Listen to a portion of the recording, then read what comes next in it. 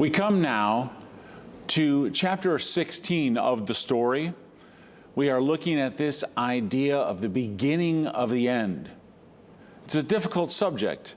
In fact, if I could have planned it differently, I wouldn't have us at such a dark time in the story of God's work and His salvation throughout the world at a time when it is so dark and so uncertain in our world today.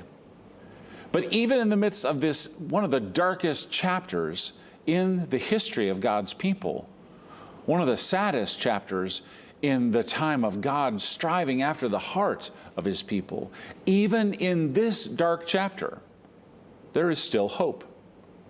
Perhaps that's why the God you and I trust in tells us in Psalm 23 that even though I walk through the deepest valley, the darkest valley of the shadow of death, I will fear no evil, for you are with me. It's that sentiment of God being with us, of God not forgetting us when we go through our certainties. It's that sentiment that we'll land on as our dominant note of hope in today's message. I also want to celebrate something else with you before we really dig in, and that is now that we've reached chapter 32, now that we've reached chapter 16, we've reached the halfway point of the story. We've come halfway through. We're about to begin the second half. We're about to begin the half of the story you and I are probably most familiar with, the one that involves Jesus. But we've made it through so much of Old Testament times. We've seen God be faithful over and over again.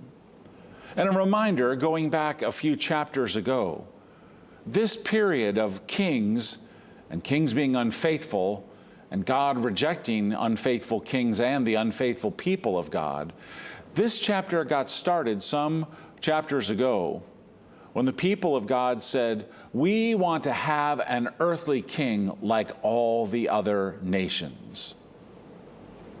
Imagine if we in the United States had a king instead of a president. That'd be interesting. Do you know that during Revolutionary War times, there were those who approached George Washington and asked him to be king, wanted to set up our form of government to have a king? In his wisdom, George Washington said no, and perhaps he was reflective of an attitude that was in the hearts of many of the colonists at that time. In fact, when a governor from Massachusetts was reporting back to King George III in England in 1774, he wrote this: "If you ask an American who his master is, he will tell you he has none, nor any governor but Jesus Christ." That sentiment, that hope, that centering our lives around Jesus Christ is the safest, strongest place where any of us can live. It was the design and the hope that God has had ever since the Garden of Eden, where He wanted His people to choose, to respond to His love with their own love, and a love relationship. Not a forced relationship, not a compelled, I am your king and thus saith me relationship, but a, because you have loved me so much, O God, I love you and trust you as my king, as my Lord, as my friend, as my God. That is what God has always hoped for. That is the saying, and perhaps there was a saying, it was used, I think it's saying, a saying from the Revolutionary War times that's worth us remembering: no king but King Jesus. You know, in this time, I think that God's people could use a motto like that. No king but God as king. We saw the Israelites reject God as king, and we saw what happened. Earthly kings, divisions of kingdoms. Now one strong nation that had been there under David and under Solomon has become two weaker nations. And the northern one, Israel, has been drifting very hard to the left away from God. 38 kings in all, and of those 38, only 5 were good. 33 evil kings spoken to by 9 prophets in that northern kingdom over a span of 208 years. And no change of heart. No return back to the Lord as king. So those 10 tribes are lost to history. We even call them the lost tribes of Israel. They're gone. The northern kingdom of Israel fell to the Assyrians in 722, and they had been warned of this. They had been warned of it over and over. As 2 Kings 17 verse 13 says, there were no good kings in Israel. But 9 prophets had tried. God had tried through those 9 prophets to bring the heart of people and the heart of the king back to himself. It had not worked. They had not listened to his love and his love-filled warning, and they were lost. The 10 tribes were conquered and gone, and as 2 Kings 17 verse 18 tells us, God removed them from his presence. We hear that in maybe Old Testament language and we think, oh, wow, poor them. That couldn't happen to us. But I remind all of us, or I remind myself, I lovingly, in God's name, remind you, that Jesus said it's possible for us. We look at Matthew 7, verse 7, and there Jesus says, many will say to me, Lord, Lord, didn't we prophesy in your name? And didn't we do miracles in your name? And I will say, away from me, depart from me, out of my presence with you, for I don't know you. God has always been looking for that heart-led, loving relationship. We want independence. We talked about this a few weeks ago in our Independence Day message. We want that independence. And yet when we're independent from God, when we don't see him as king, we are so at risk. We are so weak. We are so vulnerable to all of the ways that we can fall into sin, into fear, into self-sufficiency and self-delusion. But when we are in dependence on God, in that love-filled relationship with him, how much safer and stronger we are. God wanted that for his people, and in particular, we see how he tried through the southern kingdom to save Judah. Judah, that southern kingdom, ruled by kings both bad and good, but we highlight in today's chapter a couple of the good ones. Hezekiah was a good king. This good king who put his trust in God. He was a king after the heart of his father David. That's an interesting note there in the text. Not of his immediately earthly descendant father, but of his spiritual father David.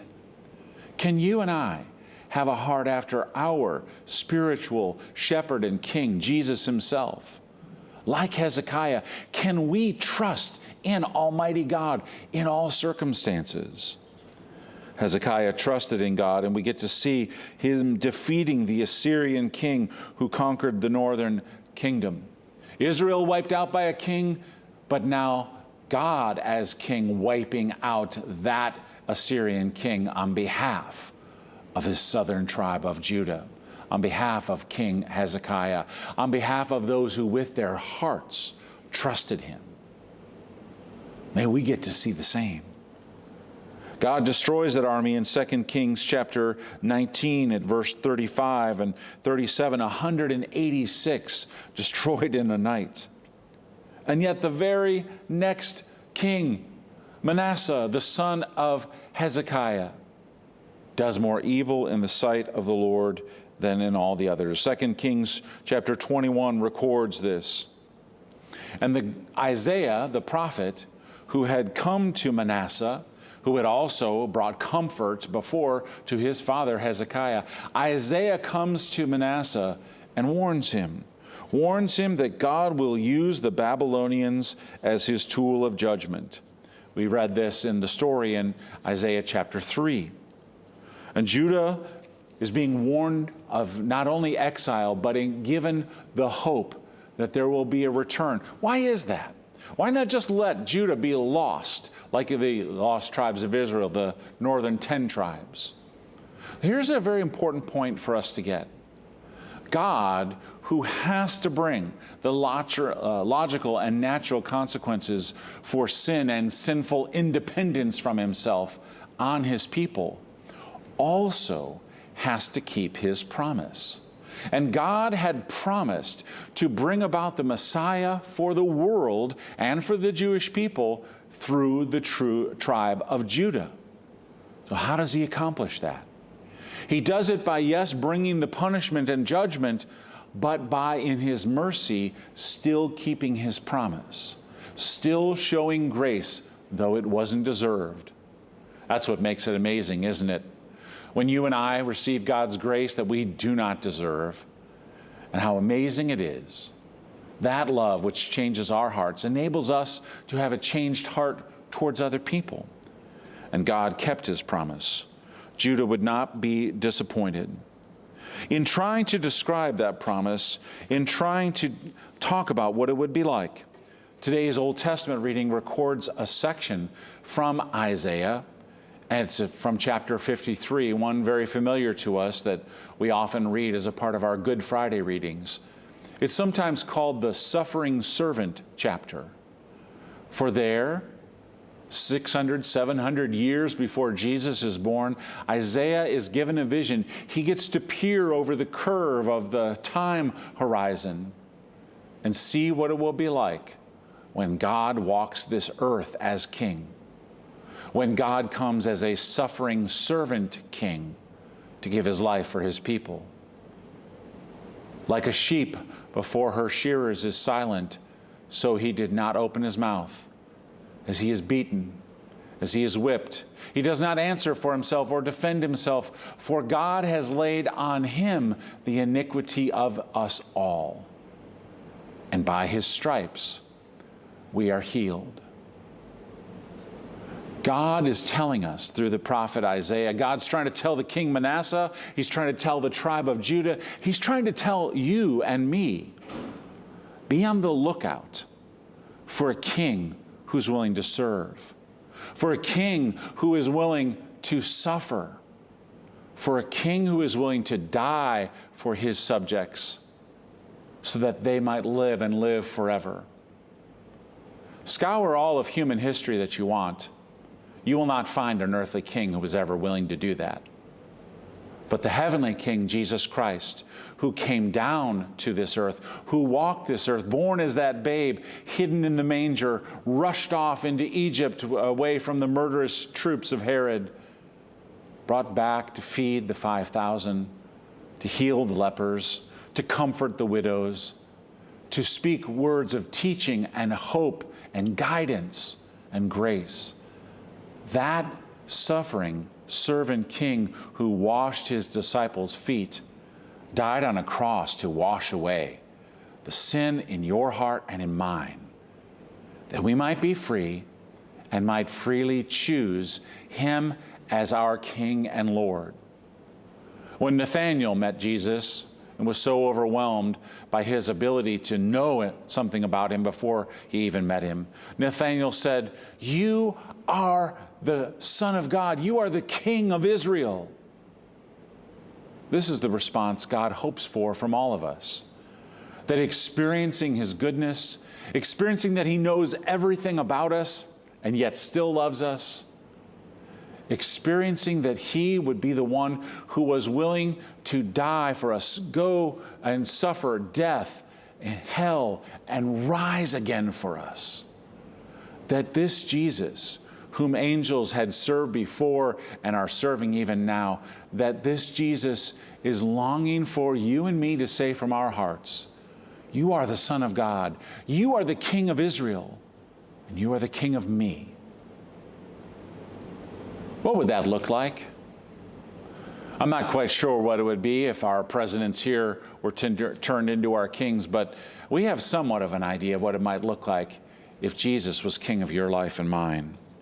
If we weren't bound by our fears, if we were not led almost like zombie slaves by our sinful self-centeredness, if instead the love of God truly penetrated our heart, our mind, truly touched us so that the way we thought, the way we felt, the way we speak, and the way we act would be to honor the King of our heart, King Jesus. Our lives would be so different.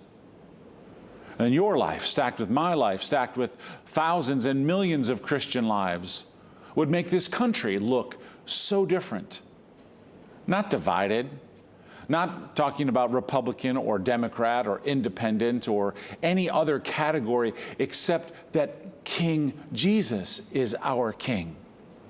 And His love is our rallying cry.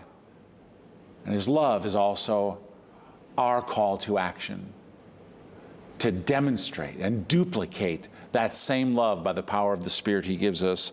How it might look. Whether we choose this day and every day to live as if Jesus is King does not change the reality that He is. What it does mean is that if we choose not to acknowledge the reality of Him as King, we will still one day have to answer Him.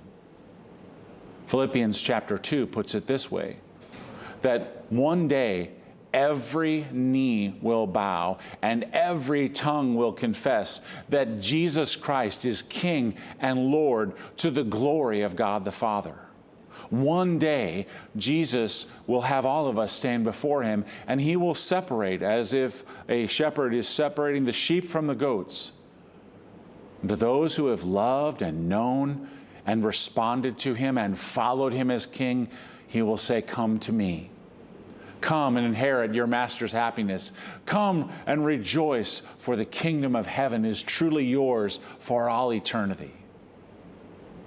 But for those who wanted to live life independently, for those who wanted perhaps to have Jesus as King in name only, but not in action, not in our true heart action and response in how we live our lives, Jesus will say, "Depart from me. Depart from the presence of the King and into everlasting darkness, where there will be weeping and wailing and gnashing of teeth." You know what that means in modern language, not just Bible language? It means, I knew better. I knew Him, and I knew He was King. And I chose to live as if I was on the throne. Friends, your life, my life, will look very much different when we choose moment by moment, day by day, pandemic by next bad experience, every single moment of it, choosing Jesus as King, declaring Him the King of Kings and the Lord of Lords, and placing Him in the throne of our hearts. Because He had us in mind when He suffered upon the cross. Let the love of your King change your heart, actually free it. Let the love of your King come in and lift your soul and fill you with joy. Let the love of your King guide you in how to be a loving representative of the King to your family, your workplace and neighborhood, everywhere we go. And let the love of our King shine through our loving actions and bring glory to the King who laid down His glory for us. May it happen each and every day in your life and in mine. Amen.